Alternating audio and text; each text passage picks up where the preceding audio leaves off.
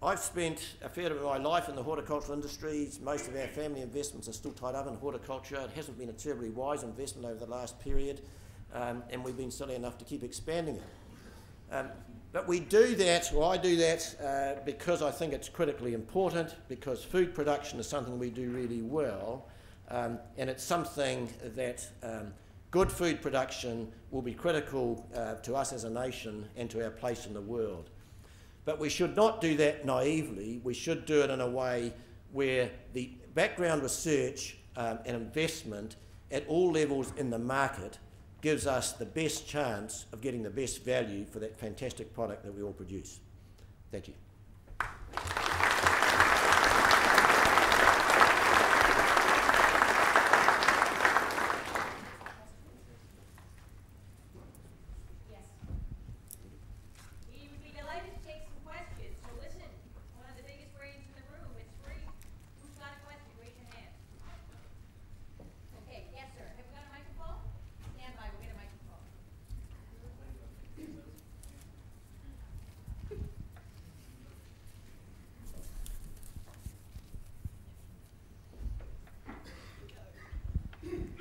Hello, my name is Anthony Tringham. I am one of those indebted growers that you talk about, and I wonder how you reconcile as a banker lending us more money, which of course I'm very appreciative of, to trying to keep us under control and not lend too much money and then affect your bank profitability. Does that make sense? I understand the question pretty clearly, yeah. Whether I can give you the answer is another question, or whether I should just pass over to one of my colleagues. I'll give a general rather than a specific comment. The banking industry as an industry, so I'm not talking about Rabobank, the banking industry as an industry, of which Rabo is one, should, and I think does, but certainly should accept a good deal of the responsibility for the level of agricultural sector debt and the willingness to, in many cases, lend beyond what was sensible in a burgeoning market. We know that now, and in Rabobank's case, where we have impaired some of our balance sheet, we know that we are suffering the consequences of that. That situation has certainly changed, and I think there are two themes here. The first is the Rabobank position is that we are an agri-business specialist. We spend a lot of time trying to understand the situation globally and domestically, and we understand the cycle, and we will support clients through the cycle. But the reality that all of you should understand is that the outcome of the current global financial crisis and the change in international banking regulation has a significant impact on all banks, weak and strong. And that is that banks under the new standards will be required to hold more liquidity, and they will be required to hold more capital.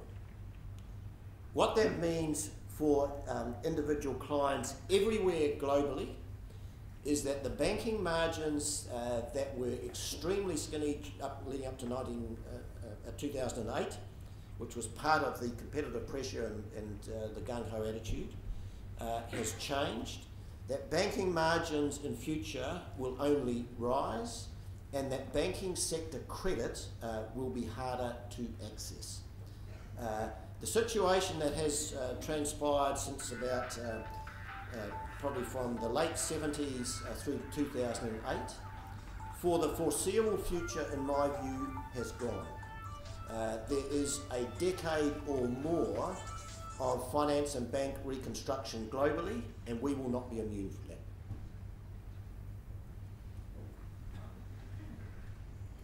Any more questions?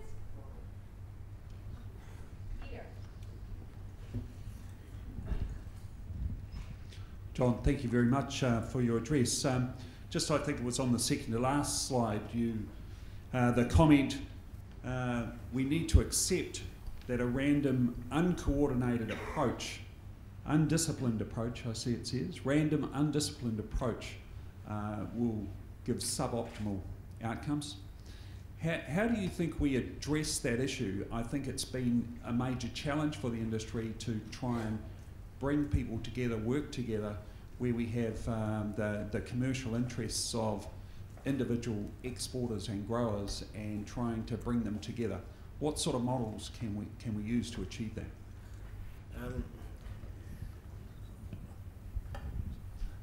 I'll start not by answering the question, but hopefully I'll get round to answering the question, Peter. What this approach needs is not the horticulture industry navel-gazing with some high-powered economist. One of the things that I would be doing is saying, why wouldn't we, in the interest of horticulture, get Fonterra, Zespri, Turners and Growers, and maybe freight forwarders like Main Freight, maybe Air New Zealand. Why wouldn't you get Solid Energy? Why wouldn't you get businesses who have established themselves in China, that in some cases either in the sector, but in many cases outside the sector, to discuss what are the key issues that they have found in market development. One of those might be Lion Nathan, for example. The Lion Nathan story in China could be really instructive for this industry about how you set out to get market leverage and fail. If we don't learn those lessons, then we won't get an answer.